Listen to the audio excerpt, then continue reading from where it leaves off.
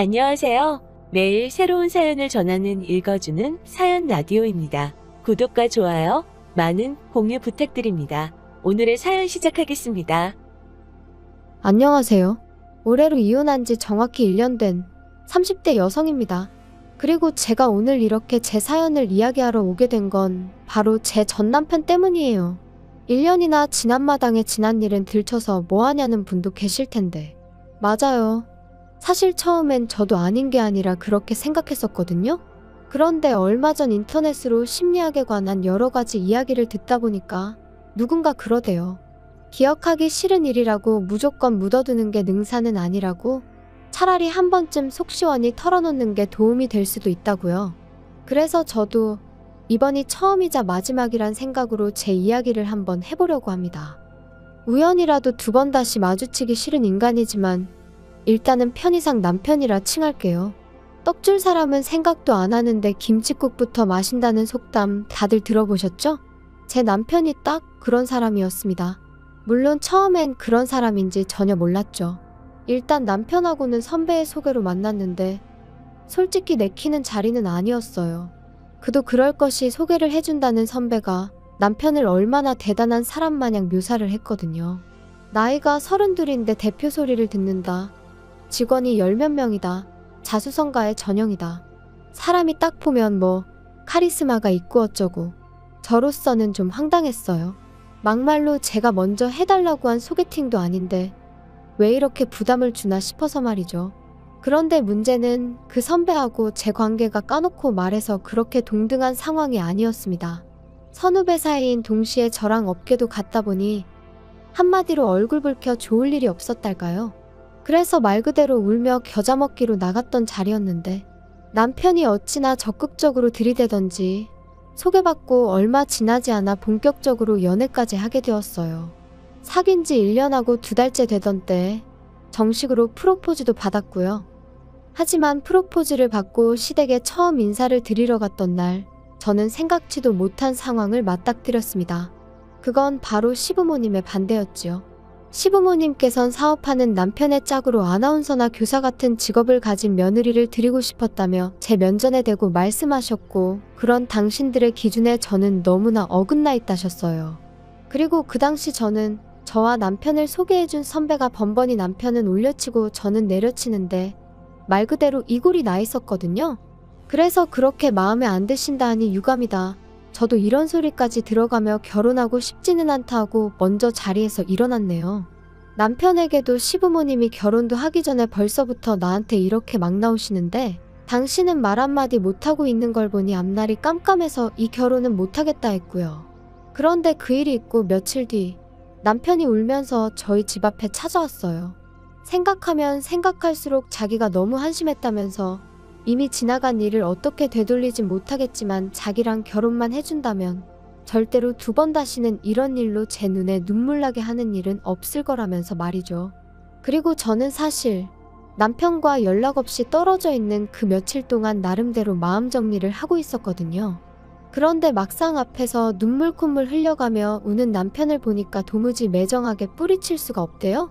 그래서 결국 남편만 믿고 처음 계획대로 결혼을 밀어붙이게 되었습니다. 청첩장이 나오고 결혼식까지는 고작 2주밖에 남지 않은 시점까지도 시부모님께서는 가타부타 어떠한 말씀도 없으셨어요. 처음부터 당신들은 제가 싫다고 했는데 제가 기어이 며느리가 되겠다고 하니 어쩌겠냐고, 그러면서 당신들이 결혼식에 참석하는 것만으로도 감사한 줄 알라고 하신 게 다였지요. 그리고 저희 친정어머니는 이렇게까지 홀대를 받으면서도 기어이 이 결혼을 해야겠냐 하셨지만 그때 저는 한심하게도 남편만큼은 확실한 제 편이라고 믿었거든요. 그래서 친정어머니께 우리가 잘 사는 모습을 보여드리면 언젠가 시부모님도 마음의 문을 열어주실 거라 했어요. 그리고 남편도 친정어머니께 자기 부모님 두 분 다 말씀만 저렇게 하시지 원래 마음 따뜻하시고 속정 깊은 분들이라며 자기만 믿어달라, 실망시키지 않겠다 하대요. 그러니까 저희 친정어머니도 더는 반대도 못하시고 그렇게 저희 결혼을 허락하셨지요. 남편은 버는 족족이 모든 돈을 사업에 재투자를 하고 있었다 했고, 그래서 정작 결혼에 쓸 수 있는 돈이 많이 없었어요. 오죽하면 제가 처음에 이 사실을 알았을 때 상황이 이런데 왜 나한테 프로포즈를 한 거냐고 어이가 없어서 따졌다니까요. 그랬더니 남편이 한다는 말이 모든 일은 때가 있는 법이라면서 아무튼 시댁에서는 괘씸죄라고 한 푼도 안 도와주신다지. 남편은 가진 돈이라곤 2,600만 원밖에 없지. 그래서 결국 제가 직장 생활하면서 모아두었던 8천에 친정어머니에게 1억 2천을 빌려 전세를 구했습니다.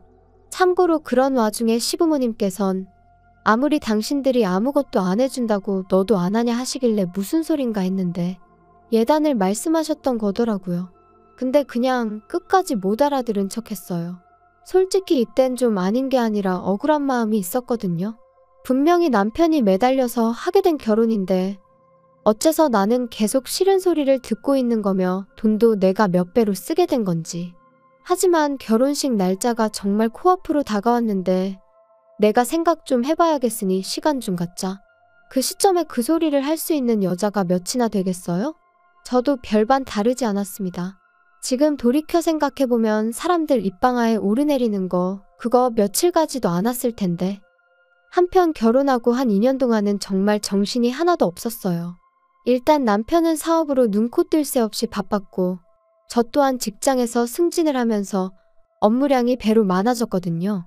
게다가 남편은 매일같이 영업을 이유로 술에 취해 밤늦게 귀가하는 일이 일상이었다 보니 어느샌가 집안일마저 당연하다는 듯이 제 몫이 되어 있었죠. 그뿐인가요? 저를 며느리라고 생각 안 하신다 하실 때는 언제고 언젠가부터 명절인데 아니면 뭐 누구 생일인데 하시며 저에게 며느리 도리를 요구하기 시작하시대요? 그리고 저는 한심하게도 그때는 시부모님의 그런 연락도 그저 반갑기만 했어요. 이제는 나를 인정해 주시려나 보다고 그러니 어떻게든 야무지고 싹싹한 모습을 보여드려야겠다 생각하며 말이에요. 그러다 전세 계약을 연장하고 2달쯤 지났을 때였습니다. 남편이 저에게 할 말이 있다 하더니 이사를 가자고 하더라고요. 뜬금없이 그게 무슨 소리야? 갑자기 이사라니? 갑자기 왜 이사를 가자는 건데? 내가 돈이 좀 필요해. 회사 일에 문제가 생겼어. 문제라니? 돈은 얼마나 필요한 건데? 아니 그리고 잠깐, 지금 전세 보증금으로 회사 일을 해결하자는 거야? 안 돼, 그건 안 되지. 우리 엄마 돈이 반도 넘어. 장모님한테는 말 안 하면 되잖아. 엄마한테 거짓말을 하라는 거야? 싫어, 난 못해. 어머님 아버님한테 한번 여쭤봐.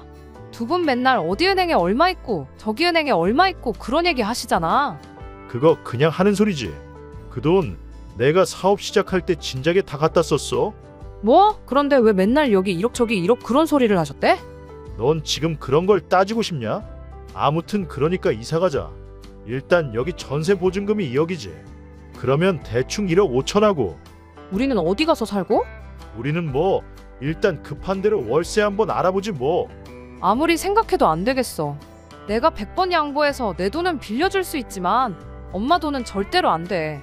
이러다 내 사업 망하면 너도 망하는 거야. 아우 됐어. 그런 식으로 따지면 우리 엄마 돈까지 가져다 썼다가 당신 망하면 우리도 망하고 우리 엄마도 망하는 거야. 안 돼.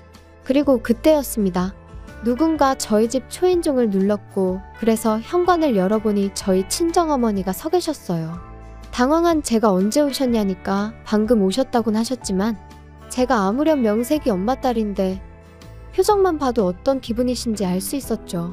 그리고 동시에 이때다 싶어서 남편이 저희 어머니를 붙들고 무슨 소리라도 할까봐 걱정이 되더라고요. 그래서 일단 어머니를 모시고 집 밖으로 다시 나갔습니다. 일단 카페라도 가자고 뭐가 됐던 거기서 이야기를 하자면서 말이에요. 혹시 전부 들으신 거예요? 들으셨어도 아무것도 신경 쓰지 마세요. 나 진짜로 엄마한테 그런 부담 드리고 싶지 않아요. 안 도와줘도 괜찮으려나. 최서방이 서운해하면 어쩌냐. 서운해하긴요. 서운할 걸로 치자면 나야말로 시부모님한테 서운한 일투성인걸. 아무튼 엄마는 아무것도 신경 쓰지 마세요. 그러면 너 이사는 뭐 가긴 가려고? 그래도 남편이니 네 돈 내 돈 성긋기는 좀 그러니까. 일단 보증금에서 엄마 돈은 돌려드리고 남은 8천에서 3천은 월세 보증금하고 5천이라도 빌려줄까 싶어요. 그러면 그냥 네 돈 8천인가 그거 최서방 빌려주고 대신 엄마 집에 들어와서 살아. 그건 어때? 나야 괜찮은데. 정말 괜찮아요? 엄마는 덜 심심하고 좋지. 그리고 우리 딸 결혼하고 너무 말랐어. 엄마는 그게 너무 속상해. 그래서 좀 전에 그렇게 반찬을 해오신 거예요? 아이 참 괜찮은데. 아무튼 최서방하고 한번 얘기해봐. 엄마도 여유가 있으면 그 1억 최서방 딱 쓰라고 내주고 싶은데 그건 좀 힘들어. 미안해서 어쩌냐. 미안하단 말씀 진짜 절대로 하지 마세요. 이후로 어머니랑 이런저런 이야기를 좀 더 나눈 뒤 헤어졌고 저는 일부러 멀리 돌아서 집에 왔어요. 머릿속이 너무 복잡했는데 집에 일찍 가면 남편이 있으니 생각을 도무지 정리할 수가 없을 것 같았거든요. 그리고 그렇게 집에 도착하니 남편이 실실 웃으며 저를 반겼습니다. 그런데 그런 남편이 너무 꼴보기가 싫더라고요. 그래서 거두절미하고 친정어머니 집에 들어가 살겠느냐 물었어요. 들어가 살게 되면 내 돈은 빌려주겠다고요. 그랬더니 남편이 그게 무슨 뜻이야? 장모님이 안 빌려주신대? 안 빌려주시는 게 아니라 엄마도 사정이 있으시니 못 빌려주시는 거야. 아니, 사위도 자식이다 하실 때는 언제고 지금 사위 사업이 휘청거린다는데 그거보다 더 중요한 사정이 뭔데 도대체? 억지 좀 쓰지 마. 당신이 언제 우리 엄마한테 돈 맡겨놨어? 어이가 없네 진짜. 내 돈이라도 빌려갈 거면 엄마 집에 들어가서 사는 걸로 하고 그렇게는 못하겠음 뭐 어쩌겠어. 당신 사업은 당신이 알아서 해. 진짜 장모님도 너도 너무한다 진짜. 너무한다고? 말이 나왔으니 한번 따져볼까? 결혼하고 이후로 나 당신한테 꽃 한 송이 받아본 적 없어. 지금은 사업에 투자해야 할 때라면서 생활비 100만 원 주는 거 말고 당신이 이 집 돌아가는데 기여한 게 뭐가 있어? 그래도 나 언젠가 우리한테 좋은 날이 오겠지 하고 이제껏 참았어. 근데 이제 와서 사업이 위태로우니까 내 돈도 우리 엄마 돈도 내놓으라는 거 너무한 거 아니야? 그리고 내가 몰라서 말 안 하는 거 아니야? 그 투잔지 뭔지 그거 다 하루가 멀다 하고 마시는 술값인 거 누가 모를까 봐? 그래도 내가 사업을 해본 적이 없으니 그냥 알아서 잘하겠거니 하고 믿고 내버려뒀어. 그런데 이제 와서 뭐 하자는 건데? 남편 입장에선 아마 꽤나 당황스러웠을 거예요. 평소라면 좋은 게 좋은 거라고 그냥 참고 넘어가던 저였으니 이번에도 그럴 줄 알았을 테니까요. 하지만 이번만큼은 도무지 참을 수가 없었습니다. 그래서 남편더러 내 마음이 아예 바뀌었다고 이참에 친정에 들어가 살아야겠다 했어요. 친정어머니 돈도 돌려드리고 애시당초 당신 결혼할 때 들고 온 돈이 얼마였냐? 2,600인가 그렇지 않았냐? 나도 2,600만 내놓고 나머지는 거두겠다. 그랬더니 남편이 저더러 갑자기 왜 그러냐면서 일단 진정 좀 해라 어째라. 하지만 결론부터 얘기하자면 이런 대화가 있고 정확히 3달 뒤 남편은 사업을 정리했고 저희는 친정으로 들어갔습니다. 친정어머니는 물심양면 저희 부부를 도와주셨어요. 집에서 노는 사위였지만 제가 회사 일로 바쁘니 당신이 삼시세끼를 챙겨주시는 일이 다반사였고 게다가 저희 빨래며 청소며 하는 김에 하는 거니 신경 쓰지 말라셨죠. 그리고 남편의 수입이 또 끊어진 그 상황에서 제가 해드릴 수 있는 거라곤 한 달에 100만 원씩 드리는 게 전부였어요. 그런데 이 사실을 알게 된 남편이 노발대발 실성한 사람처럼 굴더군요. 야, 너 지금 돈 번다고 유세하는 것도 아니고 어떻게 장모님만 100만 원씩 드릴 수가 있냐? 진짜 너무한 거 아니냐? 내가 뭐 엄마 용돈 드려? 그럼 당신이 우리 엄마 도와서 집안일 좀 해. 음식도 하고 청소도 좀 하고 그러면 되겠네. 엄마가 밥까지 차려주셨으면 최소한 설거지는 해야지. 아무튼 엄마가 우리한테 해주시는 거 생각하면 100만 원도 적어서 송구스러울 지경이니까 괜한 트집 잡지 마. 그래도 이건 경우가 아니지. 드릴 거면 우리 부모님도 드려. 그래 그럼 다음 달부터 20만 원씩 드릴게. 그러면 되지? 뭐 20만 원? 어디 거지한테 적선하냐? 진짜 사람 열받게 하네. 드릴 거면 양쪽 똑같이 드리고 안 드릴 거면 양쪽 다 드리지 말아야지. 아니 양가에서 해주시는 게 다른데 뭘 다 똑같이 하라는 거야? 그럼 우리 엄마 집에서 얹혀 살면서 밥도 얻어먹으면서 아무것도 하지 말라는 거야? 난 내가 아무리 우리 엄마 친딸이어도 당신처럼 얼굴에 철판 깔고는 못 살겠으니까 100만 원 드리는 게 그렇게 눈꼴 시리면 나가자. 나가서 어디 반지하 같은 데 구해서 우리끼리 어떻게든 살아보면 되겠네. 사실 이렇게 다툴 때만 해도 친정어머니가 집에 안 계신 줄 알았어요. 그래서 평소보다 좀 목소리가 커졌는데 이제 싸움이 길어지다 보니 친정어머니가 귀가하신 것도 알아차리지 못했던 거죠. 세희야, 그리고 최서방도 내가 정말 속상해 죽겠다. 세희야, 너 이제 엄마한테 그 돈 주지 마. 그거 나 솔직히 부담스러워서 안 받고 싶었어. 최서방도 너무 불만 갖지 말게. 세희 입장에선 어쨌든 내가 지 엄마니까 안쓰러워 그런 거 아니겠나? 그리고 둘 다 돈 때문에 자꾸 싸우게 되나 본데 나중에 나 가고 나면 이 집 너희 거야. 그러니까 너무 돈돈돈하고 살지 말어. 씁쓸한 표정으로 말씀을 마치신 어머니가 저희 방에서 나가신 뒤 저는 아까보다 더 끓어오르는 화를 참을 수가 없었어요. 하지만 만약 제가 또다시 남편과 싸운다면 저희 어머니가 얼마나 스트레스를 받으실까 싶어서 꾹 눌러 참고 남편에게 짐 싸라고 했습니다. 당장 나가서 몇 날 며칠 찜질방서 지내게 되더라도 일단은 나가자고. 더 이상 어머니한테 신세지지 말자고 했죠. 그런데 남편은 그새 또 뭘 그렇게까지 하냐면서 일단은 알겠다고 100만 원씩 계속 드리라고 하대요. 그리고 이제 와서 말이지만 저는 제가 세게 나가면 남편이 오히려 꼬리를 내릴 거란 걸 알고 있었어요.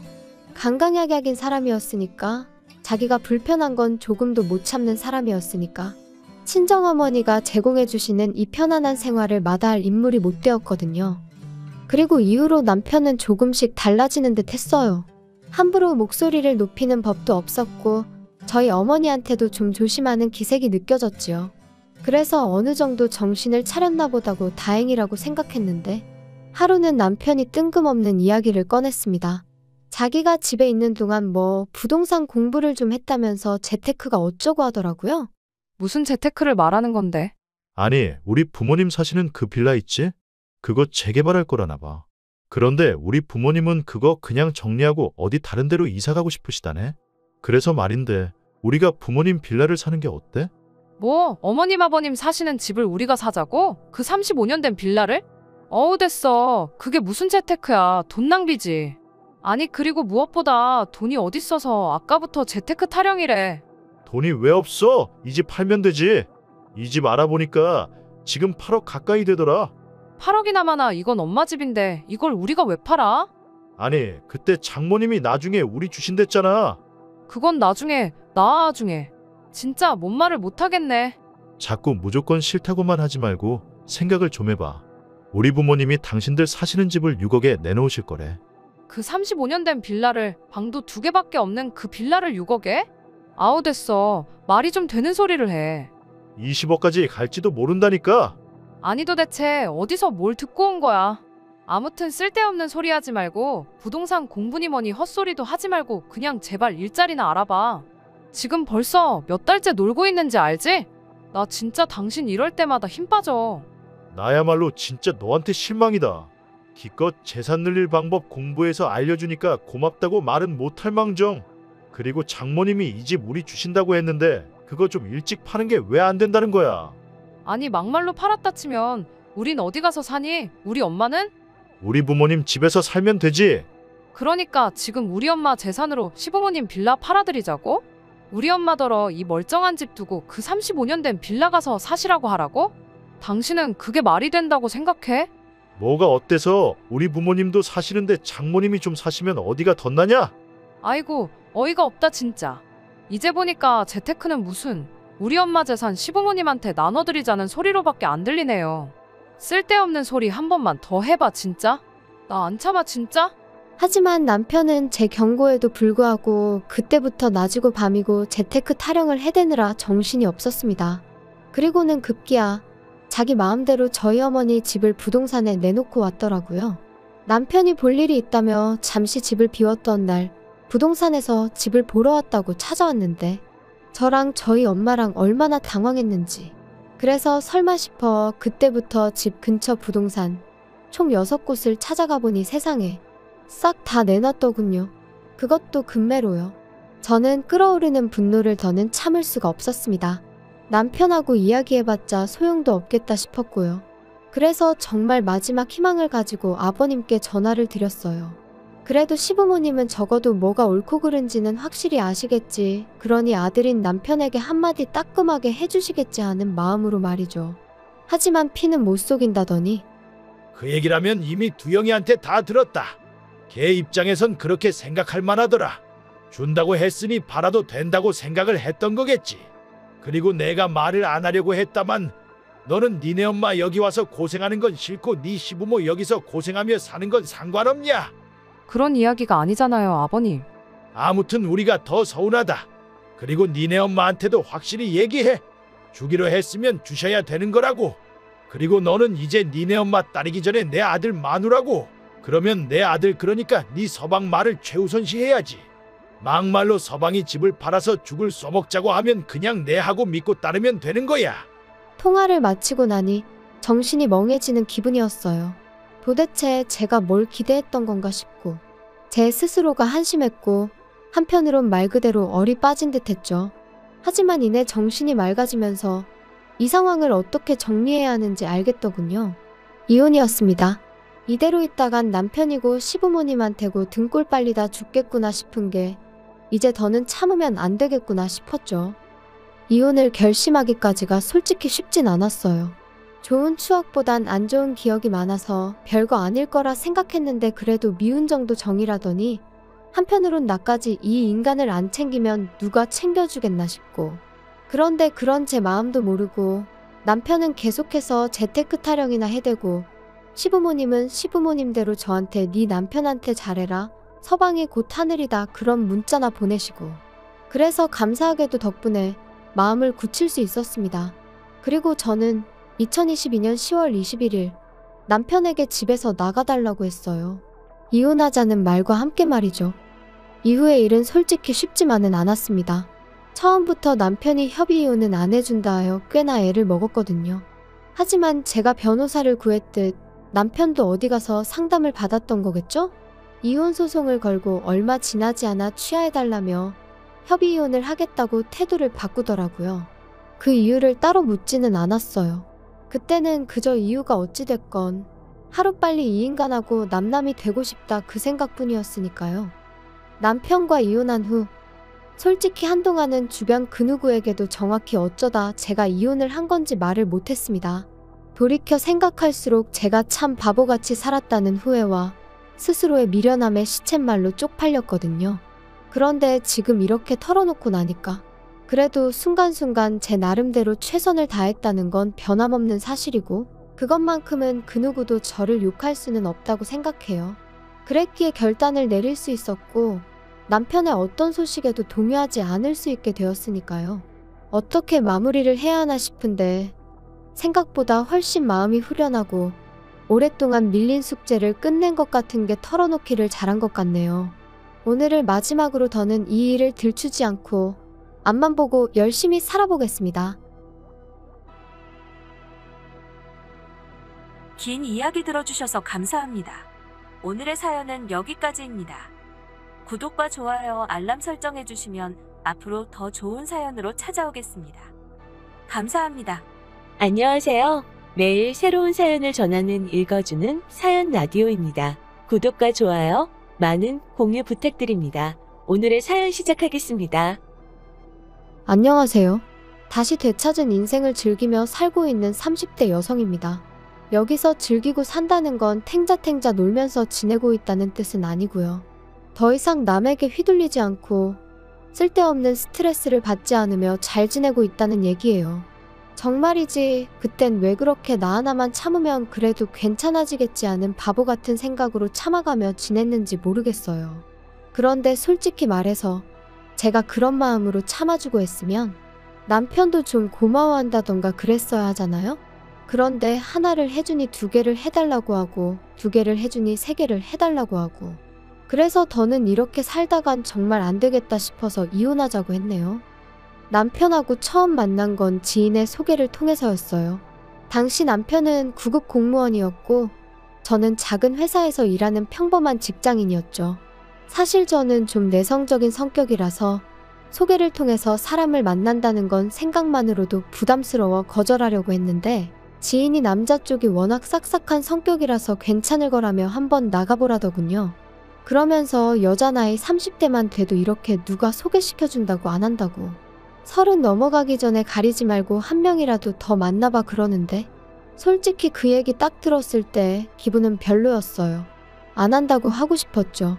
하지만 또 곰곰이 생각해보니까 아주 틀린 말은 아니다 싶기도 하고 지인 말대로 나중엔 어디 가서 제 힘으로 누굴 만나나 걱정스럽기도 하고 그래서 자존심은 좀 상했지만 알겠다 하고 나간 자리였네요. 그리고 그렇게 만나게 된 남편은 지인의 소개대로 조금 부담스러운 감도 없잖아 있긴 했지만 넉살이 좋았어요. 워낙 공통점이 없다 보니 무슨 이야기를 주고받아야 하나 걱정이 많았는데 남편의 주도하에 대화는 매끄럽게 흘러갔죠. 그런 적이 없다 보니 신기하대요. 거기다 성격은 달랐어도 좋아하는 영화 장르라던가 입맛이 비슷해서 소위 통했다는 느낌을 받았거든요. 그래서 어쩌면 이 사람하고 잘 될지도 모르겠다 싶더니 지금 생각해보면 그래도 거기서 멈췄어야 했는데 하긴 지금 이런 후회를 해서 뭐 하겠어요? 아무튼 남편한테 애프터 신청이 왔고 그때는 저도 은근히 기다리고 있었던지라 튕기고 말고 할 것도 없이 좋다고 했죠. 그리고 그렇게 저희는 연애를 시작했습니다. 저희 연애는 그런대로 원만하게 이어져 갔어요. 물론 돌이켜 생각해보면 일주일에 한두 번 만나서 영화 보고 밥 먹고 이야기 좀 나누고 그게 다긴 했는데 그땐 어쨌든 다툴 일이 없으니 다행이다 싶었고 그래서 잘 맞는다고 생각했었네요. 한편 사귄 지 1년쯤 되던 해 제 직장 상사가 바뀌었습니다. 원래도 가족 기업이라 불안불안했는데 결국 사장 아들이란 사람이 와서 하루아침에 부장 타이틀을 달더라고요. 그리고 불행하게도 사장 아들은 정말 아무것도 모르는 사람이었어요. 그러니 괜한 직원들만 하루가 멀다 하고 시쳇말로 조져대는데 정말 마음 같아선 그래 이 자식아 내가 먼저 관둔다 하고 그 면상에다 시원하게 사표라도 집어던지고 싶은 적이 한두 번이 아니었다니까요. 하지만 솔직히 어디 간들 치사하지 않은 직장이 있나요? 그러니 하루에도 12번 끓어오르는 화를 꾹꾹 눌러 참으며 어떻게든 버텨보려 했습니다. 그런데 그날만큼은 제가 하던 프로젝트를 기어이 자기가 완성하겠다며 가져가 놓고서는 말 그대로 아주 죽을 써버렸더라고요. 그리고 그 일로 진행 중이던 거래가 2건이나 캔슬이 되면서 사장이 아주 단단히 화가 났죠. 그런데 그 순간 이 사장 아들이 제 탓을 하대요. 자기는 아무것도 몰랐다며 저 때문에 이렇게 된 거라고. 그리고 저는 지금도 확신해요. 사장도 이 모든 사태가 제가 아닌 당신 아들에게서 비롯되었다는 걸 알고 있었다고요. 하지만 직원들 앞에서 자기 아들을 나무랄 수는 없었을 테니 애꿎은 저를 탓했고 그때만큼은 도무지 못 버티겠더라고요. 그래서 그냥 알겠다고 내가 나가면 되는 거 아니냐고 나와버렸습니다. 충동적이었지만 어쩔 수 없는 선택이었지요. 그런데 문제는 막상 회사를 그렇게 때려치고 나니 세상이 끝난 것 마냥 어찌나 불안하던지 말이에요. 당장 내일부터 출근을 안 해도 된다는 사실이 기쁘기보단 오히려 더 갑갑하게 느껴졌고 친정어머니에게는 어떻게 말씀을 드려야 하나. 하지만 제 우려와는 달리 친정어머니는 그동안 고생했다 하시며 이참에 앞으로 뭘 하고 싶은지 계획이 어떤지 찬찬히 정리를 해보라고 하시더라고요. 그리고 그렇게 고민 끝에 내린 결론은 이참에 내 장사를 해보자는 것이었어요. 중1 때 친정아버지가 돌아가셨고 이후로 줄곧 친정어머니랑 단둘이 살았습니다. 친정어머니는 여자 혼자의 몸으로 저를 어떻게든 제대로 키워내시겠다며 하루도 쉬는 날 없이 건물 청소부터 식당 주방일까지 닥치는 대로 일을 찾아하셨어요. 그리고 저는 그런 어머니를 귀찮게 하면 안 되겠다는 생각에 주변 또래들보다 조금 일찍 철이 들었죠. 덕분에 음식 솜씨도 꽤나 좋았고요. 그래서 식당을 해볼까 하는 생각도 들었던 모양이에요. 아무튼 오히려 지금이라면 겁이 났을 텐데 그래도 그땐 몇 살 어렸다고 겁도 안 났어요. 오히려 내가 식당을 차린다고 생각하자 그때부터 어찌나 설레던지 심장이 터질 듯 뛰기만 했네요. 그리고 저는 이러한 결정을 남편에게도 전했습니다. 그 무렵 결혼 이야기도 조금씩 나오고 있었기에 남편의 생각도 어느 정도는 저에게 중요했었거든요. 그런데 남편이 제 이야기를 듣고는 뜻밖의 이야기를 꺼냈어요. 식당이라는 게 여자 혼자 하기에 쉬운 일은 아니지 않냐면서 자기랑 같이 하는 게 어떻겠냐고요? 깜짝 놀랐죠. 9급이긴 해도 명색이 공무원인데 게다가 듣기론 5년을 공부해서 어렵게 붙었다고 했었으니까요. 그래서 아니 안정적인 직장을 두고 웬 식당이냐고 괜찮다 했습니다. 혼자 해보고 힘에 붙이면 그때 사람을 쓰면 된다면서요. 그런데 남편이 실은 자기도 이렇게 공직 생활을 해보니 여러 가지로 힘든 점이 많더랍니다. 조직 문화니 위계질서니 전부 다 버겁다고요. 그러면서 자기가 미국 생활을 해서 그런 것 같다 뭐 그랬는데 그땐 솔직히 안쓰러운 마음이 커서 정말 그런가 싶었거든요. 그런데 나중에 알고 보니까 미국 생활이나마나 어학연수로 반년 다녀온 게 전부였어요. 그래놓고 저한테는 걸핏하면 미국에서는 어떻고 저떻고 미국인들은 어떻고 저떻고 정말이지 그때로 돌아간다면 주절거리는 남편의 입을 탁 한 대 쳐버리고 싶다니까요. 아무튼 그래서 그래 아무렴 남보단 남편이 낫겠다는 결론을 내렸고 저희는 결혼과 동시에 식당을 차리게 되었습니다.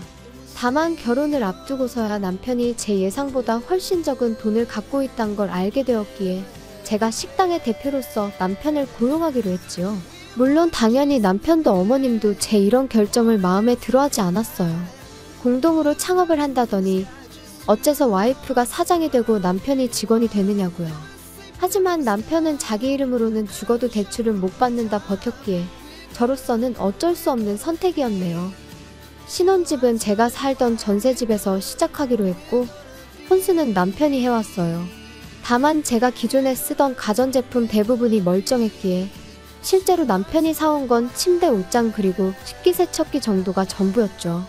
아, 그리고 자기가 타던 차도 가지고 왔는데 말이 나왔으니 말이지만 8년이나 된 차를 가지고 자기가 살 때는 4천만 원을 줬었으니 자기가 4천만 원을 해온 거나 다름없다고 말하는 한심한 인간이었어요.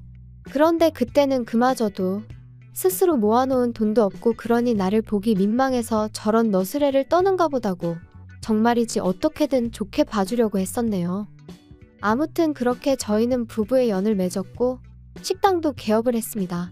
남편은 자기가 손님을 끌어모으겠다며 자기 지인들에게 전화를 돌렸고 그중 몇몇 사람들이 정말로 식당을 찾아주기도 했지요. 이제 와서 다 무슨 소용인가 싶지만 그때만 하더라도 음식은 잘하지만 카운터에 나가기가 쑥스러운 저와 넉살 좋은 남편은 처음엔 꽤나 손발이 잘 맞는 콤비 같았답니다. 그런데 식당을 오픈한 지 반년 만에 남편이 계단에서 발목을 접지르면서 상황은 점점 생각지도 못한 쪽으로 흘러가기 시작했어요. 인정머리 없이 들릴지는 몰라도 발목이 부러진 것도 아니었고 솔직히 3, 4일 푹 쉬면 나을 상황이었어요. 실제로 병원에서도 딱히 해줄 게 없으니 찜질해주고 조심하라고 했고요. 그런데 남편은 계속 욱신거린다. 서 있으면 피가 아래로 쏠리는 것 같다. 정말 오만 가지 핑계를 대가며 앓는 소리 죽는 소리를 해대대요. 그리고는 이참에 한 2주 정도만 쉬면 안 될까 하는데 솔직히 걱정도 되면서 동시에 좀 서운했어요. 왜냐하면 그 무렵 손님이 좀 늘어나고 있다는 게 실감이 나기 시작했거든요. 그런데 뭐 사람이 아프다는데 어쩌겠어요. 참으라고만 할 수도 없고. 그래서 그래, 이 사람도 공무원 공부부터 계산해보면 거의 10년 가까이를 쉼없이 달려왔구나. 그러니 본인도 쉬고 싶은 거겠지. 라고 제 스스로를 납득시키며 남편이 원하는 대로 2주간의 휴가를 주게 되었지요. 그런데 막상 2주가 지났는데도 남편은 계속해서 앓는 소리 죽는 소리를 멈추지 않았습니다. 아무래도 신경이 어떻게 된 것 같네 하면서 막상 병원은 가지도 않고 그리고 그때부터 조금씩 요령을 피우더니 나중엔 보니까 남편은 카운터에서 핸드폰이나 하고 있고 반면에 저는 온갖 일을 떠안고 있더라고요. 식당 열기 전에 장을 보는 일부터 시작해서 재료 손질에 요리의 마감까지 아침 9시부터 저녁 11시까지 저는 가게에 매여있는 몸이었어요. 하지만 남편은 걸핏하면 아는 사람이 근처에 왔다 하니 얼른 나갔다 오겠다. 이 사람도 다 나중에 우리 손님 될 사람이다. 나는 그냥 사람을 만나는 게 아니고 영업을 하는 거다. 핑계도 가지각색, 난리도 아니었지요. 그리고 저는 그런 남편과 말다툼을 할 여유조차 없었어요. 아니 솔직히 말하면 있어봤자 별로 도움도 안 되는 인간, 차라리 안 보이는 게 낫다고 생각한 적도 있었죠. 하지만 저도 사람이니 그날은 어째서인지 뺀질거리는 남편에게 한마디 하지 않고는 그냥 넘어가지 못하겠더라고요. 그래서 남편더러 언제까지 그럴 거야? 식당 일이 하기 싫으면 차라리 일자리를 구해서 출근을 해. 이게 지금 뭐 하자는 거야? 당신이 생각하기에는 당신이 지금 당신 밥값을 하고 있는 것 같아? 밥값이라니 너는 무슨 말을 그렇게 하냐? 여자 혼자 식당 하는 거 사람들이 알아봐. 그럼 무시해 너. 근데 내가 이렇게 떡하니 카운터를 지키고 있으니까 진상 손님도 없고 얼마나 좋냐? 원래는 오전에 장 보는 건 당신이 하기로 했잖아. 그리고 창고 정리도 당신이 하기로 했었고. 그리고 마감할 때 청소는 왜 안 해? 정말 하나하나 지적할 거 투성인데 내가 얼마나 참고 있는지 알기나 해. 왜 또 이래 진짜. 아침부터 사람 스트레스 받게. 나도 다 생각이 있다고? 그리고 장 보고 정리하고 그런 건 원래 여자가 남자보다 잘하잖아. 그리고 마감할 때 청소는 그냥 대충 하고 아침에 와서 하면 되잖아. 내가 너더러 하라고 한 것도 아닌데 왜 네가 다 알아서 잘하다가 갑자기 짜증이냐? 어이가 없다 진짜. 더 긴 말할 것도 없네. 당신 이제 월급 아니고 시급으로 계산할 거니까 그런 줄이나 알아. 뭐? 야, 그게 네 마음대로 되는 줄 알아? 내 동의가 없으면 어차피 못 받고. 그래 그럼 당신 관둬 그럼. 때려치면 되겠네. 저는 남편이 관두지 않을 걸 알고 있었어요. 막말로 자기가 어디에 가더라도 지금처럼 편히 일을 할 수는 없을 거란 걸 누구보다 본인이 잘 알고 있었을 테니까요. 그리고 계약서가 어쩌고 하는 남편에게 바로 이튿날 서류 준비해서 들이밀었습니다. 그러자 남편이 저더러 자기가 제가 하루아침에 회사 때려치고 나올 때 보통이 아닌 건 알았는데 진짜 지독하다면서 정 떨어진다고 빈정거리더군요. 한편 그 무렵 어머님은 어머님대로 하루가 멀다 하고 전화를 해오셔서는 현철이 말이 식당 장사가 그렇게 잘 된다면서? 물가도 많이 올랐고 저희가 원래 박리담회라서 많이 남지도 않아요. 박리담에는 무슨 아무렴 네가 뭐 손해봐가면서 장사하는 건 아닐 거 아니냐? 그런데 좀 섭섭하다. 그렇게 돈 벌어서 다 뭐 하려고? 시부모 주는 용돈은 계속해서 제자리냐? 어머님 아시다시피 물가가 많이 올랐잖아요. 그런데 음식값은 물가 따라 올릴 수도 없다 보니 정말 남는 게 많이 없거든요. 이해 좀 해주세요. 야, 이해나마나 네 말대로 물가가 많이 올랐으면 우리 용돈도 올려주는 게 맞지? 내가 친구들 만나면 창피해서 할 말이 없어. 내 친구 미숙이는 그 집 며느리가 얼마 전에 명품 지갑 사줬다더라. 솔직히 속이 터졌죠. 남편이 하도 뺀질거려서 어머님한테 제발 따끔하게 한마디 좀 해달라고 몇 번이나 부탁을 드렸었는데 그럴 때마다 나몰라 하시던 분이 물가가 올랐으니 용돈도 올려달라는 게 남편이 누굴 닮아 뻔뻔한가 했더니 원인이 여기였나 싶기도 하고 그런데 문득 든 생각이 마침 식당에 일손이 부족해서 일할 사람을 구하고 있었거든요. 그리고 시댁에서 저희 식당까지 거리가 버스로 30분 정도로 그렇게 멀지가 않았어요. 그래서 남편한테 어머님이 얼마 전에 용돈 얘기하시던데 혹시 식당에 오셔서 일 좀 도와주시면 어떨까? 그러면 내가 급여는 신경 써드릴 수 있는데. 너 지금 우리 엄마 부려먹으려고 그러냐? 제정신이 아니네. 내가 공짜로 도와달라고 한다는 거 아니잖아. 내가 그렇다고 어머님한테 뭐 힘든 일을 부탁드릴 것도 아니고 서빙만 좀 도와주시면 되는데. 됐다 됐어. 시어머니 어려운 줄을 모르고 야 그럴 거면 장모님들어 와서 일하시라 해. 우리 엄마는 이미 일 다니시잖아. 거기다 거리도 훨씬 멀고. 그러니까 어차피 하시는 일 딸 식당에서 하시면 되겠네. 억지 좀 쓰지 마. 그리고 난 좋은 뜻으로 꺼낸 얘기인데 당신이 그렇게 싫다니. 알겠다 알겠어. 못 들은 걸로 해. 진짜 뭐 말을 못 하겠네. 그런데 거기서 끝이 아니었어요. 지금도 저는 제가 그렇게 지나친 말실수를 했다고는 생각하지 않는데 남편은 뭐가 그렇게 약이 올랐던 건지 기어이 저희 친정어머니한테 전화까지 드려서는 저희 가게가 지금 일손이 부족하네 어쩌네 해가며 저희 어머니더러 와달라고 했더라고요.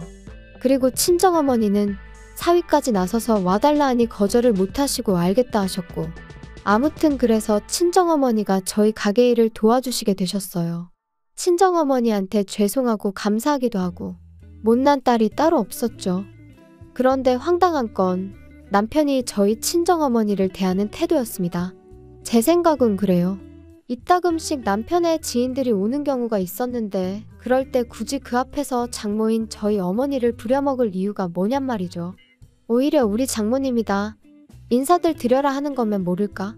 하지만 남편이 보이는 태도는 어떻게든 내가 이렇게 떵떵거리고 지낸다는 걸 과시라도 하고 싶은 것처럼 보였고 그러다 결국 저희 어머니가 일하신 지 8개월 정도 지났을 때였어요. 제가 잠깐 자리를 비운 사이에 저희 어머니가 정말 처음으로 주문을 잘못 받으셨는데 그걸 가지고 다른 손님들도 다 있는 자리에서 소리를 질렀던 모양입니다. 다른 아르바이트생이 남자 사장님이 좀 심하시다며 저에게 귀뜸을 해줘서 알았으니 망정이지. 그래서 그날 남편한테 네가 뭔데 내 어머니한테 소리를 질렀냐니까. 공은 공이고 사는 사지. 집안에서나 장모님이지 가게에서는 엄연히 그냥 일하는 아주머니 아냐? 그리고 어느 식당이건 간에 일하는 사람이 실수를 하면 한 소리 듣는 건 당연한 거지. 공이고 사고 장모님이면 상황이 어떻건 간에 그냥 장모님이지. 나는 뭐 할 말이 없어서 당신 지적 안 하고 그동안 오냐오냐 봐준 줄 알아? 그리고 당신이 뭔데? 식당 내에서 당신이 도대체 뭔데 어머니한테 소리를 질러? 대표는 엄연히 나야. 소리를 질러도 내가 질러. 야, 그 코딱지만한 가게로 드디어 유세를 떠는구나, 네가. 남편과 저는 그날만큼은 정말 주먹만 오가지 않았지 크게 싸우게 되었고 그때 이후로 저는 이따금씩 이혼 생각을 하게 되었습니다. 하늘의 맹세코 결혼을 통해 그 어떤 이익을 바란 것도 없었고 그저 다른 사람들처럼 안정된 가정을 꾸리며 평범한 인생을 살고 싶었을 뿐인데 어디서부터 어떻게 꼬여버린 건지 제 스스로가 한심하더라고요. 한편 친정어머니도 그날 일로 충격이 크셨는지 결국 한 달쯤 지나 그만 나오고 싶다 하시대요. 일부러 그런 건 아니겠지만 당신도 사람인지라 마음이 상했다 하시며 온 가족이 한 공간에 있어서 좋을 게 없는 것 같다고. 씁쓸한 어머니의 표정을 보고 있자니 얼마나 죄송스럽고 우라가 치밀던지. 아무튼 저는 그런 어머니의 마음을 조금이라도 달래드리고자 퇴직금이라고 말하면 좀 그렇지만 유럽 여행을 생각해냈어요. 평생 일만 하시던 어머니셨으니 이참에 저도 눈 딱 감고 한열을 어머니랑 같이 쉬어볼까 생각한 거죠. 그런데 이 이야기를 듣곤 남편이 노발대발 날뛰기 시작했습니다. 장모님하고 어딜 간다고? 유럽? 무슨 돼지목의 진주도 아니고 갑자기 웬 유럽? 원래 유럽 여행 같은 건 수준이 되는 사람이 가야 안 아깝지. 막말로 장모님 영어나 아시냐? 하이 헬로우 말고 뭐 또 아시는 거 있어? 그렇다고 너는 뭐 영어 잘하냐? 진짜 돈 낭비하는 방법도 가지가지네. 웃기고 있네 진짜. 내가 벌어서 내가 내 어머니 모시고 간다는데 당신이 왜 난리야? 그렇게 부러우면 당신도 어머님 모시고 가던가. 사람이 원래 자기 그릇대로 놀아야 되는 거야. 고졸인 장모님이랑 전문대 나온 너 둘이서 무슨 유럽이냐? 그래도 유럽 정도 가려면 그 시절 대학까지 나오신 우리 어머니 엘리트야 엘리트. 그리고 나도 대학 나왔지. 우리 같은 사람들이 가야 돈이 안 아깝지. 이건 뭐. 진짜 더는 못 참겠다. 내가 그동안 몇 번이나 당신하고 살면서 당신하고 결혼을 왜 했을까 그러다가도 또 아니지. 그래도 참고 살아봐야지. 하루가 멀다 하고 그렇게 내가 내 마음을 달래며 살았거든? 그런데 이제 보니까 당신은 정말 구제불능이고 나도 더는 못 참겠다. 당신은 나한테 한 번도 제대로 고마워한 적도 없고 오히려 하루하루 불만만 더 쌓여가나 봐. 그리고 다 떠나서 나 당신이 우리 어머니한테 말 막 하는 거 더는 못 참아. 수준? 당신이나 시부모님은 그 수준이 얼마나 높아서 나한테 자꾸 빌붙어? 당신하고 사는 거 지겹고 힘들어. 정말 내 인생에 도움 하나도 안 되는 사람들이잖아. 이쯤에서 헤어지자 좀. 헤어지자고? 너 나랑 헤어지고 싶으면 식당 지분 반 나한테 넘겨. 그러면 내가 이혼해 줄 수도 있고. 내가 미쳤니? 당신이 식당 일에 관해서 한 게 뭐가 있다고. 당신이 아무것도 안 했다는 건 지나가는 동네 똥개도 알걸? 언젠가 이혼을 하게 되면 남편이 어깃장을 놓고 순순히 저를 놔주지 않을 거란 건 어렴풋이 짐작은 하고 있었어요. 하지만 이렇게나 치사하게 나올 줄은 몰랐죠. 그래서 그때부터 저는 법적인 대응을 시작했습니다. 정말 많은 일들이 있었어요. 남편이 가게에 나오면 경찰을 불렀고 남편은 남편대로 노동청에 저를 신고해 여기저기 불려다녀야 했으며 저는 또다시 그런 남편으로부터 제 재산을 지키기 위해 변호사와 기관의 도움을 받을 수밖에 없었습니다. 그리고 그런 와중에 이혼소송까지 해야 했으니 정말이지 눈물은 눈물대로 흐르고 욕은 욕대로 나오는 날들이었네요. 그뿐인가요? 그런 와중에 시부모님은 시부모님대로 핸드폰이고 가게고 전화를 해대서는 악담을 퍼부어대지. 친족이란 이유로 그때는 경찰의 도움도 받을 수가 없어서 예전에 빌려가신 돈으로 고소를 하겠다니까 그제서야 잠잠해지더군요. 아무튼 제 예상보다 이혼은 훨씬 어려운 일이었고 2년이란 시간 동안 저는 원형 탈모가 생겼을 만큼 지독한 고통을 감내해야만 했습니다. 하지만 결국 법은 제 손을 들어주었어요. 비록 남편에게 퇴직금을 줘야 했지만 이혼의 대가라고 한다면 그까짓 건 아무것도 아니다 싶었죠. 게다가 시부모님이 급하다며 빌려가셨다가 안 주신 돈은 솔직히 받기를 거의 포기하고 있었는데 막말로 남남되는 마당에 그걸 왜 포기하나 싶대요? 그래서 이혼 확정되자마자 고소했어요. 시부모가 약속이 다른 애였전에 해댔지만 예전과는 상황이 달라졌으니 자기들도 큰 소리만은 못 치더라고요. 아무튼 그래서 싹 다 받아냈으니 여러 가지로 몇 년 묵은 채증이 한 번에 내려가는 심정이었지요. 한편 그렇게 완전히 남남이 된 이후로 남편의 소식은 한동안 들은 바가 없었어요. 그러다 얼마 전 지인의 지인이 전하기로는 시부모랑 같이 지방으로 내려가서 식당을 차렸는데 망했답니다.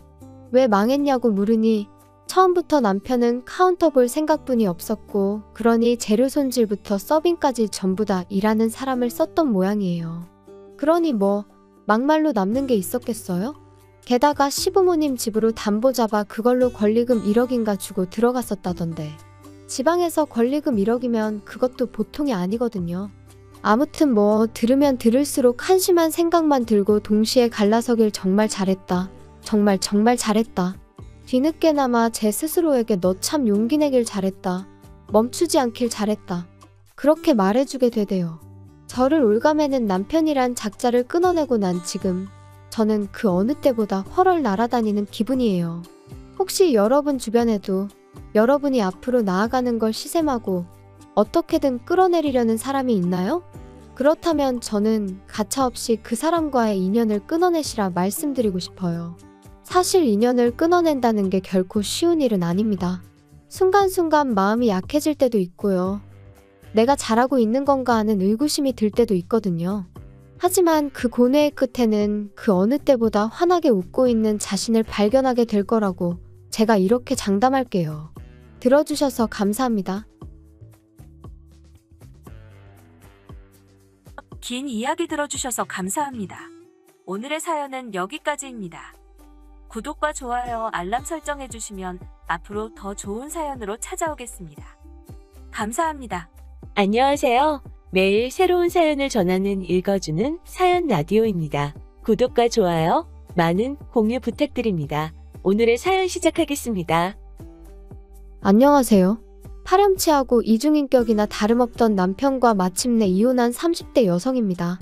현실은 드라마보다 더하다더니 제가 설마 그 현실의 주인공이 될 줄은 상상도 못했네요.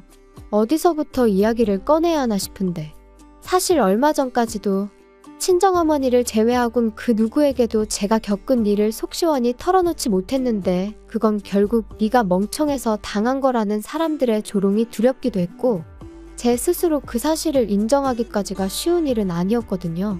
하지만 사람이 계속 무섭다고 뒤로 숨기만 하면 발전이 없다잖아요. 그래서 일단은 이렇게 제 이야기를 하는 식으로 용기를 좀 내어보려고 해요. 남편하고는 대학교 때 처음 알게 되었고 이후로 그럭저럭 적당한 친구 사이로 지냈습니다. 하지만 졸업 이후로는 한동안 서로 소식조차 주고받지 않았어요. 어쩌다 오지랖 넓은 친구가 어떻게 지낸다더라 하는 안부 정도는 전해왔지만 딱히 궁금한 적은 없었고요. 그런데 지금으로부터 8년 전 대학교 친구들하고 마지막 20대를 불태워보자며 모인 자리에 남편도 오게 되었고 그렇게 막상 얼굴을 마주하니 또 이런저런 이야기를 주고받게 되더라고요. 그리고 그날 연락처를 주고받은 게 계기가 되어 이후로 곧잘 만나는 사이가 되었습니다. 바로 연애를 시작한 건 아니고 알고 보니 서로 직장이 가까워서 가끔 점심을 같이 먹는다던가 퇴근 후 맥주 한 잔을 한다던가 그런 만남이 대부분이었죠. 하지만 가랑비에 옷 젖는 줄 모른다고 그런 만남이 거듭되면서 저도 남편에게 호감을 갖게 되었고 그렇게 30살 가을에 저희는 정식으로 교제를 시작했습니다. 처음에 남편과 제가 연애를 시작했다고 하니 주변 지인들의 반응은 대부분 의외라는 시기였어요. 사실 남편하고 저는 뭐 하나 비슷한 구석이 없었거든요. 취미생활이나 입맛은 물론이고 살아온 환경도 아주 달랐죠. 일단 남편에 대해서 먼저 이야기를 해보자면 저랑 교제를 시작했을 당시 남편은 혼자였어요. 성인이긴 했으니 고아라는 말은 어울리지 않지만 대학교를 졸업하고 얼마 지나지 않았을 때 아버님이 사고로 돌아가셨고 이후로 줄곧 혼자 지냈다고요. 참고로 어머님은 남편이 초등학교에 들어가던 시기에 집을 나가셨고 이후로는 전혀 소식을 들은 바가 없다 했습니다. 아무튼 게다가 뭐 아버님이 돌아가시면서 남기신 건 여기저기서 터져나온 빚들이 전부였다 하니 듣는 내내 정말 짠하더라니까요. 반면에 저는 사업을 하시는 부모님 밑에서 비교적 유복하게 자랐습니다. 친정어머니가 저를 몹시 힘들게 낳으셨다 보니 둘째는 생각지도 않으셨고 친정부모님 사이가 또 유난히 좋으셨던 덕분에 저는 정말 화목한 분위기에서 자랄 수 있었죠. 게다가 금전적으로도 크게 고생한 기억이 없으니 저는 금수저까지는 아니더라도 제가 은수저쯤은 된다 생각하며 늘 부모님에게 감사한 마음이에요. 사랑에 눈이 멀었던 건지 저는 힘든 환경에서도 잘 버텨준 남편이 고마웠고 앞으로는 남편도 저처럼 인생에 있어서 즐거움을 느끼며 웃는 날만 있기를 바랬습니다. 그래서 가진 건 없지만 자기와 결혼해주겠냐는 남편의 수줍은 프로포즈에 내가 당신을 행복하게 해주겠다며 예스를 했어요. 물론 저도 사람인지라 친정부모님의 반대에 부딪히진 않을지 걱정을 안 한 건 아니에요. 어려서부터 제가 바라는 일이라면 어떻게든 가능케 해주셨던 헌신적인 부모님이셨지만 동시에 그만큼 기대도 크셨으니 제가 좀 더 능력있고 여유있는 남자를 만났으면 하셨거든요. 그래서 남편과 연애 중이란 말씀을 드렸을 때도 연애는 얼마든지 해도 괜찮지만 결혼은 다른 이야기라고 딱 못을 박으시기도 했고요. 그런데 기어이 제가 결혼을 하겠다고 하니 특히나 어머니가 많이 속상해하셨지요. 하지만 감사하게도 저희 부모님은 남편이 마음에 차지 않는다는 걸 적어도 남편 앞에서 티를 내신 적은 한 번도 없으세요. 누군가는 어떻게 그럴 수가 있느냐고 가식적이라고 말하기도 하겠지만 적어도 남편이 처한 상황이 남편의 실수나 잘못으로 만들어진 것이 아니었던 만큼 남편 탓을 할 수는 없다고 하셨거든요. 그래서 저희 남편은 저희 집에서 자기를 반대했었다는 걸 결혼하고도 한참이 지날 때까지 몰랐네요. 아무튼 자식이기는 부모 없다고 결국 친정부모님이 허락해 주셨습니다. 제가 남편 한 사람의 됨됨이만 봐달라고 몇 번이나 부탁드리기도 했고 실제로 아버지께선 그래도 남편이 성실하니 책임감도 있어 보이고 무엇보다 저를 무척이나 사랑하는 것 같으니 그것만 보자 그렇게 어머니를 설득해 주시기도 하셨죠. 친정에서 집을 마련해 주셨고 남편은 그때까지만 하더라도 무척이나 감사해했어요. 한동안은 제가 먼저 가자고 하지 않아도 저희 친정에 가서 밥을 먹고 오자는 둥, 친정부모님을 모시고 어디를 가보자는 둥, 딸인 저보다 저희 부모님을 더 생각하는 것처럼 느껴질 만큼요. 하지만 결혼하고 처음 돌아온 제 생일 때 친정아버지께서 제 생일 선물로 차를 바꿔주셨다는 이유로 모든 게 달라졌습니다. 남편은 원래 차가 없었고 저는 처녀적부터 타던 차가 있었어요. 제가 사회생활 시작하고 처음 샀던 차로 친정부모님께선 당신들이 보태줄 테니 더 좋은 걸로 사라고 하셨었지만 그땐 사회초년생인데 회사에 괜히 비싼 차 끌고 다니면서 이목을 끌기가 싫었거든요. 그래서 또래 여자들이 주로 산다는 경차로 샀었지요. 그런데 그게 저희 부모님은 항상 마음에 걸리셨던 모양입니다. 어쩌다 교통사고 뉴스라도 접하시면 저한테 이것 좀 보라며 속상해하시기도 하고 화를 내시기도 하고 그러다 이제 결혼도 했으니 남편하고 같이 타라며 외제차를 선물로 뽑아주신 거였죠. 하지만 저는 먼저 알기는커녕 상상도 못했던 일이었기에 식사 자리에서 아버지께서 저에게 차키를 주시며 선물이다 하셨을 땐 정말 깜짝 놀랐네요. 아무튼 그렇게 화기애애한 자리가 끝나고 집으로 돌아왔습니다. 마침 약속 장소까지 지하철을 타고 갔던 터라 아버지가 주신 차를 그대로 제가 끌고 왔고요. 그런데 어째서인지 돌아오는 내내 남편은 평소와 달리 저에게 말 한마디 걸지 않았고 저는 뭐랄까 마음 한켠으론 찜찜했지만 그래도 애써 길어진 자리 때문일 거라고 생각했던 기억이 나네요. 하지만 집에 도착해서도 남편은 계속해서 어두운 얼굴을 하고 있었기에 저는 모른 척할 수도 없어서 오늘 많이 피곤했냐 물으니 그제서야 한다는 소리가 장인어른한테 서운해서 그래? 솔직히 너무하신 거 아니냐? 내 생일 때 장인어른이 뭐 해주셨는지 기억 안 나? 아빠가 당신 용돈하라고 100만 원 주셨잖아. 근데 그게 왜? 그러니까 사위 생일 때는 꼴랑 100만 원 주셔놓고 당신 생일 선물로는 외제차? 야, 사위도 아들이네 어쩌네 말씀하실 땐 언제고 결국 이것 봐. 달라도 너무 다르잖아. 그걸 말이라고 하는 거야? 당신이야말로 정말 너무하네. 아빠가 하시는 말씀 못 들었어? 같이 타라고. 말이 좋아 같이 타는 거지. 나더러 네 차 얻어 타라는 거잖아. 정말 같이 타라고 사주신 거였음 사위 생일 때 주셨으면 얼마나 좋냐? 거봐 할 말 없지? 아무튼 됐다 됐어. 치사하고 더러워서 안 탄다 안 타. 그리고 이 일로 저는 남편에게 너무나 크게 실망을 했어요. 그동안 저희 부모님이 남편에게 표현하신 마음, 들이신 정성은 안중에도 없이 그차한 대로 모든 걸 판단하고 결정하는 그 치졸한 모습에 정말 이렇게 순식간에 사람이 싫어질 수 있나 싶을 정도로 말이죠. 그래서 이후로는 중간에서 적당한 이유와 핑계를 대가며 친정과의 교류를 줄여갔습니다. 정확히 말하자면 남편이 저희 친정 부모님과 만날 일을 줄여나갔죠. 그런데 솔직히 말하자면 저는 달라진 상황에 남편이 좀 당황해하진 않을지, 혹시 자기가 했던 말과 행동을 후회하진 않을지, 그래서 저에게 미안하다고 한다면 한 번쯤은 봐줘야지 하는 마음도 있었거든요. 하지만 웬걸요. 남편도 보란듯이 저희 부모님한테 연락도 안 하고 한 번을 만나러 가자 소리도 전혀 안 하는 거예요. 제가 막말로 대리해도 뭐 그런 걸 바란 것도 아니었지만 원래 잘하던 사람이 그 한 번의 다툼 이후로 완전히 전에 없이 행동하니까 이게 내가 믿고 결혼한 남편이란 사람의 민낯인가 싶은 게 슬프고 속상하고 동시에 화도 나대요. 그러다 정말로 일이 터진 건 이후로 1년쯤 지났던 재작년 여름이었습니다. 언젠가부터 친정아버지가 자꾸 소화가 안 된다셔서 병원에 모시고 가니 그 결과는 충격적이었어요. 위암이셨거든요. 그리고 정말 화가 났던 건 바로 1년 전에도 내시경을 하셨었는데 그때 병원 측 실수로 아버지한테 잘못된 결과를 통보했었다는 거죠. 병원에서는 미안하게 되었다며 최선을 다해서 돕겠다 했지만 이미 손 쓸 새도 없이 상태가 나빠진 상황에서 그런 말이 무슨 위로가 되었겠어요? 아무튼 그런 거 저런 거 따지고 있을 시간이 없었습니다. 친정아버지는 바로 병원에 입원을 하셨고 그때부턴 모든 상황이 정신없이 흘러갔으니까요. 간병인을 쓰긴 했지만 그래도 대부분의 병간호는 친정어머니가 도맡아 하셨어요. 저는 회사를 관두고 아버지 사업을 살피기 시작했고요. 그리고 남편에게는 다른 건 바라지도 않는다고 제발 적어도 당신 먹은 거 설거지는 해놓고 집만 좀 깨끗이 써달라 했죠. 살림을 부탁한 것도 아니고 적어도 어지르지만 말아달라고요. 그리고 한 달에 한 번만이라도 비록 우리 사이가 예전 같지는 않지만 그래도 아버지 면회는 와달라고 했는데 결론부터 이야기하자면 제가 부탁한 건 하나도 들어주지 않았습니다. 남편은 그 당시 회사에서 해고를 당하고 집에만 있었으니 돈 버느라 바쁘고 뭐 그런 것도 아니었는데 말이에요.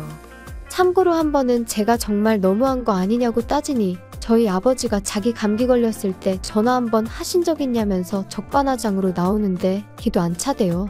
게다가 말이 나왔으니 말이지만 언젠가는 저희 친정어머니가 아버지 병간호를 하시다가 넘어지셔서 일주일 정도 입원을 하셨거든요.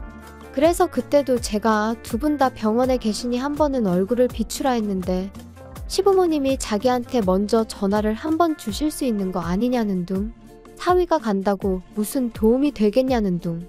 그때는 정말이지 이따위로 할 거면 그냥 이혼하자 하고 싶은 걸 꾸역꾸역 참느라 죽는 줄 알았네요. 한편 1년여간의 투병 끝에 아버지는 세상을 떠나셨습니다. 사람들은 사위인 남편이 상주 노릇을 해야 하는 거 아니냐 했지만 저는 제가 하겠다고 했지요.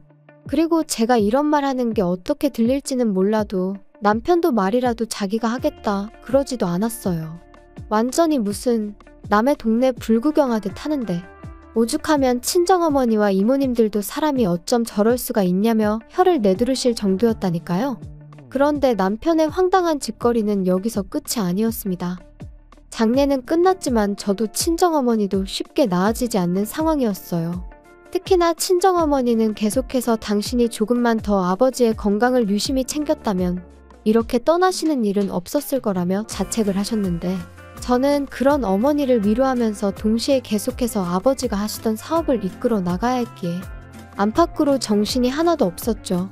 그리고 남편은 그때까지도 이따금씩 지인의 사무실에 나가서 자기 용돈이나 벌어오는 수준이었던 데다가 그나마 그것도 하는 일이라며 집안일에는 요만큼도 관심이 없었으니 저로서는 정말 어디 하나 마음 기댈 곳 없이 힘겨운 하루하루를 이어가야만 했습니다. 그런데 그러던 어느 날 남편이 저에게 소개할 사람이 있다고 하더라고요. 그리고 저는 순간이지만 이 와중에 어디서 혹시 애까지 낳았나 싶은 게 정말 말 그대로 가슴이 철렁했네요. 그런데 그렇게 소개받게 된 사람은 다름 아닌 나이가 지긋하신 저희 친정어머니와 비슷한 또래로 보이는 여사님이셨죠. 그리고 그 여사님이 남편의 어머니, 그러니까 낳아주신 친어머니라는 사실을 알기까진 오랜 시간이 걸리지 않았습니다. 두 사람이 나란히 앉아있는데 부리부리한 눈이며 얇은 입술까지 무슨 복사기로 찍어낸 듯 꼭 닮아 있었으니까요. 아무튼 상황 자체가 어이가 없었던 게 솔직한 제 심정이었어요. 바람나서 집 나간 어머니라고, 자기는 어머니를 생각하면 그리움은 일절없고 분노만 치민다고 했던 사람이 뭐가 그렇게 좋은지 희죽거리고 있는 게, 저는 겪어본 적 없는 상황이었으니 쉽사리 뭐라 말할 순 없었지만 묘하게 황당한 기분까지 들더라니까요. 게다가 어머님이란 분은 처음부터 저에게 반말로 네가 내 아들 마누라냐, 내 며느리냐 해가시며 눈물을 다 보이셨는데, 제가 심보가 꼬인 건지 어쩐 건지는 몰라도 어째서 제 눈엔 그저 쥐어짜내시는 걸로밖에 안 보이더라고요. 아무튼 그렇게 얼떨떨한 만남을 갖고 집에 돌아와 제가 남편에게 언제부터 어머님하고 연락을 주고받은 거냐 물었습니다. 그랬더니 한반년쯤 되었다면서 어머님이 먼저 연락을 해오셨다대요. 그러면 안 되는 줄 알지만 사람을 사서 남편을 찾아내셨다고요.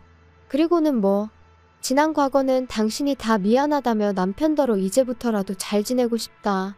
이젠 죽는 날까지 네 엄마로만 살다 가겠다 뭐. 한마디로 자식으로서 듣고 싶을 법한 말들은 다 하셨던 모양인지 남편이 말하길 이제라도 좀 잘 지내볼까 싶다는데 솔직히 이러쿵저러쿵 말도 하고 싶지 않았어요. 그래서 알아서 하라니까 저더러 한다는 소리가 알아서 잘하랍니다. 세상에 하나뿐인 시어머니라고 예의 있게 행동하라고요. 어이가 없어서. 그럼 당신은 뭐 장인어른이나 장모님은 둘셋씩 있어서 끝까지 그따위로 행동했어? 야, 말은 똑바로 해라. 장인어른이랑 장모님이 먼저 나를 홀대하셨으니까 나도 똑같이 한 것뿐이거든. 그런데 우리 어머니가 뭐 너한테 서운하게 한 거 있냐? 그런 거 없으니까 너는 나랑 상황이 다르지. 제대로 잘해드려. 며느리들이 그런 거 인터넷에 찾아보면 나올 거니까 공부도 좀 하고. 어이가 없다. 막말로 가진 거 쥐뿔도 없는 당신 받아준 우리 부모님한테 그게 할 소리야? 홀대를 하셨다고? 밴댕이 소갈딱 찐 건 알고 있었는데 진짜 그렇게 생각을 하고 있었다니 정말 기도 안 차네. 됐어. 나한테 며느리 도리고 나발이고 바라지도 마. 바랄 걸 바래야지. 넌 진짜 말을 그따위로밖에 못하냐? 뭐 밴댕이 소갈딱지? 내가 누구 때문에 이렇게 됐는데? 솔직히 하루에도 12번 정말이지 이혼 생각을 안 한 날이 없었습니다. 하지만 친정아버지가 돌아가신 지도 얼마 안 되었는데 딸인 제가 이혼까지 한다면 이러나 저러나 사람들 입방아에 오르내릴 게 뻔했고, 친정어머니도 저희 부부가 갈등을 겪고 있다는 사실은 알고 계셨지만 이혼은 안 했으면 하시는 눈치셨거든요. 그래서 정말 꾹꾹 참을 인자를 그려가며 어떻게든 버텨보려고 했어요. 게다가 남편도 드디어 정신을 차렸던 건지 살살 제 눈치를 살피며 예전과는 다른 모습을 보이기도 했고요. 그래서 아직 우리 사이에 희망이 남아있나 싶었는데 그건 순전히 제 착각이었습니다. 잘 짜여진 판에 하마터면 제가 놀아날 뻔했던 거죠. 남편이 저더러 모처럼 바람이나 쐬러 가지 않겠냐 물었고, 저는 이 인간이 뭘 잘못 먹었나 싶으면서도 그런 남편의 제안이 싫지만은 않았어요. 그래서 못 이긴 척 따라 나갔는데 그렇게 도착한 장소에는 예상 밖의 인물이 저희를 기다리고 있었습니다. 바로 남편의 생모, 그러니까 어머님이셨지요. 황당해서 남편을 쳐다보니 어머님을 만나자고 하면 제가 안 나올 것 같아서 그랬다나요? 마음 같아선 확 돌아서서 나오고 싶은 걸 그러면 보나마나 또 제 가정교육을 운운하겠구나 싶어서 일단 자리에 앉았습니다. 아이고 나와줘서 고맙다. 오늘 내가 너랑 얘기 좀 하려고 아들한테 자리 좀 만들어 달라고 그랬어. 그럼 차라리 전화를 하시지 그러셨어요. 그나저나 하실 말씀이. 내가 우리 현철이랑 떨어져 지낸 세월이 20년도 넘어. 그런데 이게 너는 애를 아직 안 낳아봐서 모르겠지만 이 모정이란 게 잊으려고 한다고 잊혀지는 게 아니야. 하루가 멀다 하고 우리 아들이 눈앞에서 아른아른 아이고 그때를 생각하면 정말이지 내가 어떻게 살았나 몰라. 정말 죽지 못해 살았다는 그 말이 딱이라니까. 그래서 내가 결심을 했다. 근데 네가 좀 도와줘야 돼. 무슨 결심을 하셨는데 제가 도와드려요? 그런 이야기라면 아드님하고 하시는 게 빠르실 텐데요. 너는 뭘 그렇게 매정하게 말을 하냐? 시애미가 말하는데. 내가 너네 사는 동네로 이사를 올까 싶다. 마음 같아선 같이 살자고 하고 싶지만 그럼 너가 불편해서 싫다 할 거 아니냐. 요새 젊은 여자들이 CM이랑 사는 거 안 좋아하는 거 나도 다 알아. 아무튼 그래서 이사를 올 건데 내가 돈이 좀 필요해. 황당하더라고요. 얼마나 생각해주는 것처럼 합가는 안 할 거지만 이사는 오겠다는 말은 무엇이며 그런 와중에 저한테 돈을 바란다는 게 어이가 없었죠. 당신 어머님한테 우리 사이가 지금 어떤지 말씀 안 드렸어? 우리 사이가 뭐 어때서? 부부끼리 좋을 때도 있고 안 좋을 때도 있고 그런 거지. 뭐 좋을 때도 있고 안 좋을 때도 있고? 장난하니? 어머님, 솔직히 어머님 소리도 어색하지만요. 아무튼 어머님, 저 돈 못 해드려요. 남편하고 저 사이 정말 안 좋거든요. 남편이 저희 아버지 돌아가시기 직전에 정말 눈꽃만큼도 사위 노릇한 거 하나도 없어요. 그런데 제가 어머님을 도와드릴 이유가 없잖아요? 번지수 잘못 찾으셨어요. 이사를 오시든 말든 그건 알아서 하실 일인데 확실한 건 저는 돈 못 해드립니다. 너 미쳤어? 지금 무슨 소리를 하는 거야? 말을 그따위로밖에 못해? 이 정도만 하고 많은 걸 다행인 줄 알아? 진짜 당신 제정신이니? 어떻게 이런 자리를 만들 생각을 해? 당신 어머니니까 당신이 알아서 해. 돈 있으면 해드리던가. 야씨, 내가 돈 있으면 아쉬운 소리 하겠냐? 그러지 말고 한 번만 도와줘라. 우리 엄마 불쌍하지도 않냐? 더도 안 바라고 4천만 해줘. 전세 보증금하게. 그거 네 차값 반도 안 된다. 아마 하늘에 계신 장인어른도 그래 그거 해주고 사이좋게 지내라 하고 계실걸? 미친 거 아니야. 지금 누굴 들먹여? 절대 못 해줘. 아니 안 해줘. 내가 돈을 믹서기에 갈아버리면 갈아버렸지. 너한테는 안 줘. 진짜 날강도가 따로 없네. 내가 우리 엄마 생각해서 거지 같은 남편이지만 그래도 내가 이혼녀 소리 들을까 전전긍긍하는 우리 엄마 생각해서 그래서 그냥 꾹 참고 너랑 살려고 했거든. 근데 아니네. 내가 미쳤네. 더는 같이 못 살겠으니까 그만 헤어져. 정말 솔직히 남편이 저희 아버지가 입원해 계시는 동안 그동안 죄송했다고 한마디라도 해드렸다면 그러면 저는 그래도 그 한 번을 평생의 위안으로 삼고 남편과 이혼까지는 하지 않았을 거예요. 하지만 정작 자기는 아무것도 안 해놓고 저한테 뭔가를 바란다는 게 사람이 이럴 수가 있나 싶대요. 게다가 어머님이란 분도 막말로 남편을 키우다 빚을 지신 것도 아니고 듣자 하니 죄다 외도와 사기를 당한 탓에 그 꼴이 되셨던 건데 그저 남편의 어머니란 사실 하나로 제가 다 해드려야 한다는 게 아무리 생각해봐도 도무지 납득이 되질 않더라고요. 그래서 결국 제가 먼저 오늘 어머님이 하신 말씀은 못 들은 걸로 하겠다며 자리에서 일어났습니다. 남편에게는 갈라서자는 내 말은 홧김에 내뱉은 게 아니라 진심으로 한 소리니 그런 줄 알라 했고요. 그리고 저는 택시에 올라타 그 길로 곧장 강남으로 향했습니다. 몇 번이나 이혼을 하고 싶었고 그때마다 여러 자료를 찾아봤던 탓에 어디로 가야 할지 확실히 알고 있었으니까요. 그리고 그때부턴 친정어머니의 체면과 걱정보다는 제 인생만 생각하기로 했지요. 그래서 어머니께도 알리지 않고 이혼 소송을 진행해 나갔어요. 사실 어떻게든 협의이혼 쪽으로 하고 싶었는데 남편이 자기가 죽으면 죽었지 이혼은 못한다고 버텨대는 통에 정말 몇 달 동안 얼마나 가슴앓이를 했는지 모릅니다. 아무튼 지리했던 싸움의 결과는 당연히 제가 이겼지요. 남편은 빈몸으로 제 집에서 나갔고 어쩌다 저랑 이혼하게 된 건지는 이제 곧 친구들도 알게 될 거예요. 지도 지가 너무했다 싶은 건지 아니면 무슨 꿍꿍이가 있는지 따로 들려오는 이야기는 없지만 한편 남편은 결국 어머님하고 같이 사는 것 같아요. 근데 꿈에도 그리워하던 아들이 개털인 걸 아시면 그래도 어머님이 좋다고 남편하고 살고 싶어 하실까 궁금하긴 하네요. 아무튼 여러분 주변 분들 중 혹시 하나를 해주면 고마운 줄 모르고 두 개를 바라는 그런 분들은 없겠죠? 혹시나 있으시다면 저는 과감히 그런 사람들은 멀리 하시라고 조언하겠습니다. 세상에 그 어떤 것도 당연한 건 없는데 그 상식조차 모르는 사람을 곁에 두어서 여러분께 득이 될 일은 없을 테니까요. 그나저나 오늘은 다시 포근한 날씨네요. 즐거운 주말 되시길 바라겠습니다. 긴 이야기 들어주셔서 감사합니다. 오늘의 사연은 여기까지입니다. 구독과 좋아요, 알람 설정해주시면 앞으로 더 좋은 사연으로 찾아오겠습니다. 감사합니다.